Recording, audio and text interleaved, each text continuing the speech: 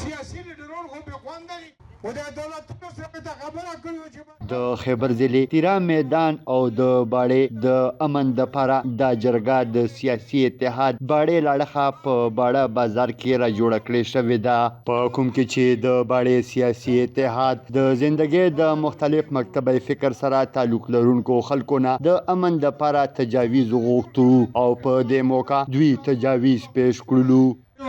خو یا خو به مونږ ته عمر رسیده سجد خوندن مالو اتحاد چې کوم دي د ټولو پارټو ولا مشترکه جرګه بلل شوې وو چې دغه د پراتو ته تجاویز ورکو چې مراون وخت پورا موږ لا کم شي ضرورت چې هغه چې کوم دي امن او امان ته په هر طریقه باندې وی چې هغه وشي هغه لیډرون چې کوم دي هغه لیډرون ما نام سید انوری او زه د سی چیرمن یم داسې تجاویز او داسې جرګې چې په ټوله پښتونخوا کې به جمع شي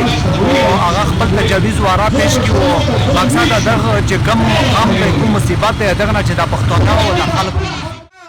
هغه 200 روپۍ چې کوم دله ملویږي هغه نه پرېږدي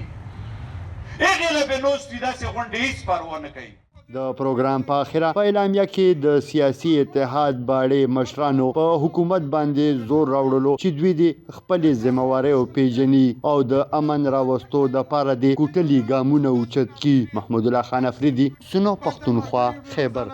په پېښور کې روډونه بندول